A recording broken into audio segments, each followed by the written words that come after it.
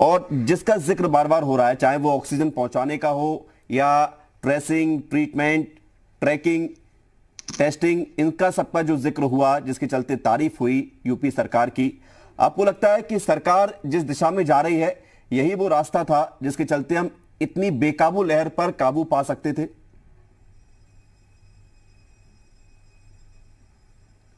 ये बात सही है कि उत्तर प्रदेश सरकार के अंदर जो चीज़ें डिसीजन लेनी जा कि जो बातें हो रही हैं और डिसीजन लिए जा रहे हैं, इससे एक तरीके से हम लोग जो मेडिकल साइंस के लोग हैं, हम लोग को ये लगता है कि मुख्यमंत्री जी और जो इनकी T9 जो ग्रुप बनी है, इससे जो डिसीजन आ रहे हैं, जैसे एक ऑक्सीजन की बात आई, फिर जो बात है कि तीसरी लहर आ सकती है, इसमें बच्चों के इन्वॉल्वमेंट की बात आई, तो उससे 2 दिन पहले पीडियाट्रिक आईसीयू की बात मुख्यमंत्री जी ने की कि हर डिस्ट्रिक्ट में एक पीडियाट्रिक आईसीयू का हॉस्पिटल भी रहेगा।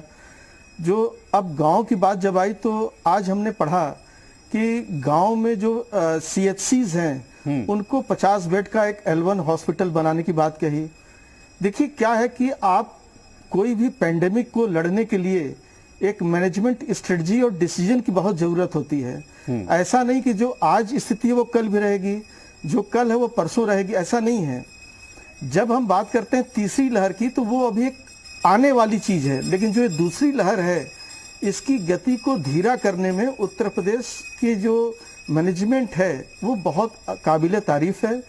इसके साथ में एक बात और ऐड करूंगा जी, अब प्रॉब्लम गांवों में शिफ्ट हो रहा है। तो गांवों में जिस तरीके से ट्रीटिंग और ट्रेसिंग और उनका जो कन्फाइनमेंट करना है और ट्रीटमेंट देना है, ये हमने पिछले करीब 5-6 दिनों में देखा। मैं खुद भी गांव में जा रहा हूँ, लगभग आज भी मैं गांव में गया था।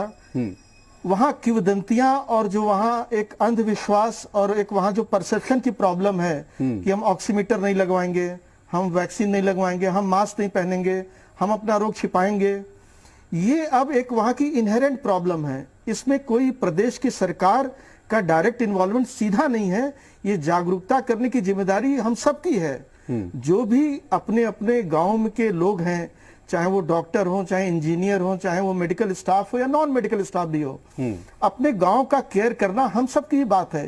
केवल प्रदेश सरकार को चीज दे देने से या कह देने से बात पूरी नहीं होगी। और यहाँ मैं आप दोनों लोगों से अनुरोध करूंगा, जो पार्टीज यहाँ बैठी हैं, कि पेंडेमिक के समय में हम चाहते हैं कि सारे लोग एक साथ, हम जितने भी लोग पीड़ित हैं और जो हम डॉक्टर्स जो उसका इलाज कर रहे हैं, हम चाहते हैं सब लोग साथ साथ इस कार्य को पूरा करें। पेंडेमिक बीत जाए फिर चर्चा तो देखिए अपनी बात होती है, लेकिन मैं एज ए डॉक्टर कहता हूं कि जो मैनेजमेंट की जो प्रॉब्लम आई थी पेंडेमिक में, अब कोई अर्थक्वेक कहीं आता है तो ऐसा तो है नहीं कि तैयारी का अर्थक्वेक कोई लगा के बैठा रहता है, वो तो अचानक आता है। बिल्कुल। और आपकी जो बात है, देखिए की जो डिमांड चीजें जब सामने आती हैं तो उसमें कमियां भी होती हैं। उसका मुकाबला करते समय हमें कई बार ऐसा महसूस होता है कि ये कदम गलत उठा लिया, अगर ऐसा नहीं करते तो और परिणाम अच्छे हो सकते थे, या कुछ कदम हमारे बहुत अच्छे भी साबित होते हैं जिसके चलते हमें जीत भी नसीब होती है, हम लगता है कि हम इस जंग में आगे बढ़ रहे हैं। तो बात सिर्फ नफे नुकसान की नहीं है, बात है कि आप इससे कैसे निकल रहे हैं।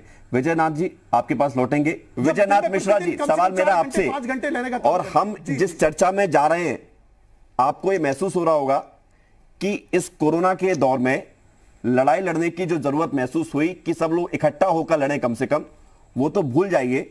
एक भ्रम फैलाने की कोशिश हो गई कि वैक्सीनेशन जो आदेश आया ऊपर से उसका पालन होगा, सबको सुरक्षित भी करना है लेकिन वैक्सीन लगाए बिना सुरक्षित करना है। तो ये कैसे पॉसिबल होगा विजयनाथ मिश्रा जी? एक बात मैं आपसे साफ साफ कह दूं कि जो वैक्सीन का डोज पहला वाला लगवा लेगा और दूसरा वाला लगवा लेगा, उसके तीसरे महीने के बाद, मतलब पहले डोज के बाद 63% और दूसरे डोज के बाद 82%, इतनी इम्यूनिटी कवर हो जाएगी कि उसकी मृत्यु नहीं होगी। अगर उसको कोरोना इन्फेक्शन हुआ तो वो माइल्ड ही रहेगा। ये मैं आपके चैनल से सबको कह रहा हूं, ये मैं स्टेटमेंट खुद बता रहा हूं। और इसकी स्टडी जो है पूरे विश्व में, और हमारे यहाँ BHU में भी जो डॉक्टर ज्ञानेश्वर चौबे के लैब है जिसमें हम सब लोग ने काम किया, उसमें भी ये सामने आई कि जो एंटीबॉडीज हैं वो सफिशिएंट अमाउंट में बनती हैं और वैक्सीन ही इस पूरे महामारी का एक सबसे बड़ा उपाय है इसको दूर करने का।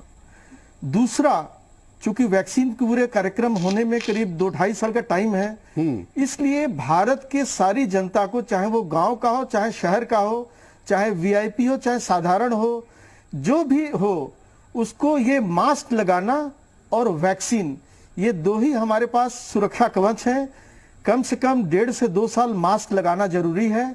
और पूरे देश में अगर आपने वैक्सीन की ड्राइव चला दी है जिस तरह से लग रही है, इसमें लोगों के अंदर जो एक भावना आ गई है कि हम वैक्सीन नहीं लगवाएंगे या वैक्सीन से दिक्कत होने वाली है, मैं आपके चैनल से कहना चाहता हूं जी, वैक्सीन जो लगवा लेगा उसकी कोरोना से मौत नहीं होगी। ये मैं कह रहा हूं। सर, एक कमेंट और चाहूंगा मैं आपसे कि अभी यहां तक तो तारीफ हो गई सरकार की भी और सरकार के प्रयासों की भी, और नीति आयोग ने और WHO ने जो कहना था कह दिया, तारीफ कर दी, लेकिन अभी उत्तर प्रदेश की जनता बाहर नहीं निकली है। सरकार को अब आगे क्या करना चाहिए? क्या लगता है आपको कि जो प्रयास किए जा रहे हैं वो तो नजर आ रहे हैं, उसका असर दिख रहा है, लेकिन अभी और क्या करने की जरूरत है? सरकार को गांवों के अंदर और शहरों के अंदर, खास करके गांव के अंदर, पहले मैं आपसे बात कहूं जी कि वहां जो रिलीजियस लीडर्स हैं, चाहे किसी भी धर्म के हों, उनको सामने ले आवे। जो वहां के लोकल लीडर्स हैं उनको सामने ले आवे। जो प्रोमिनेंट लोग हों गांव को, महिला पुरुष दोनों लोगों को जी, और उनका एग्जाम्पल सेट करे हर गांव में कि देखो भाई, सबने वैक्सीन लगवाया, सब लोग मास्क पहन रहे हैं। ये एक महामारी है और इस महामारी का एक ही उपाय है, मास्किंग एंड वैक्सीनेशन। दूसरी चीज जो हम 3T की बात करते हैं, ट्रेसिंग, ट्रीटिंग और उसके ऊपर फिर उसको जो हम एक अलग से आप उसको क्वारंटाइन करते हैं, तो आप इस चीज में जनता का सहयोग बहुत जरूरी है। और जनता का सहयोग तभी मिलेगा जब आप सारे राजनीतिक दल, सारे सामाजिक संगठन सरकार का साथ दें। जो गांव के लोग हैं उनके अंदर वाकई में थोड़ी दिक्कत, वो एक तरीके का इनर्शिया है। आज हम लोग गांव में एक नई शुरुआत हम लोगों ने की, हमने कहा कि ऑक्सीजन फेरी वाला निकालो, तो ऑक्सीजन फेरी वाला घर घर जाकर के ऑक्सीजन की जांच करना शुरू कर रहा है। परसों से हम लोग कठपुतली के माध्यम से भी जागरूकता करने की कोशिश करेंगे। चूंकि हम लोग 2-3 गांव में करके पूरे प्रदेश को एक एग्जाम्पल देना चाहते हैं कि सामाजिक संगठनों का और राजनीतिक संगठनों का सहयोग सरकार को, दोनों को करना चाहिए। बाकी आपके जो डिफरेंसेस है अपनी महामारी के बाद कर लीजिएगा, लेकिन इस महामारी को बचाने के लिए केवल जिम्मेदारी सरकार की नहीं है, ये सबकी है। हम सबको सामने आना चाहिए। ठीक, बहुत अच्छी बात आपने कही है। पढ़े लिखे लोग हैं जिनका गांव में एक अपना बेसिस है, बिल्कुल उनको भी आगे आना चाहिए और सब लोगों को मिलकर जाना चाहिए। लड़ाई लड़ी जा सकती है और लड़ाई लड़ी भी जा रही है। अगर लोग इकट्ठे नहीं हो रहे हैं तो फिर जो कमियां सामने आ रही हैं उसका असर भी दिख रहा है। लड़ाई जीतेंगे हम लोग, जीतेंगे तो तय सर, ये तो हम दावे के साथ कहते हैं। हम सर हिंदुस्तानी हैं, बड़े बड़े चीजों को हमने देखा है, सामना किया है। इसी हिंदुस्तान ने 190 साल पुरानी गुलामी की जंजीरों को तोड़ा भी है, उससे मुक्त भी हुए, आजाद भी हुए, बड़ा विशाल देश बनकर सामने भी आया है। तो ये अदृश्य वायरस को भी हम हराएंगे, ये हर बार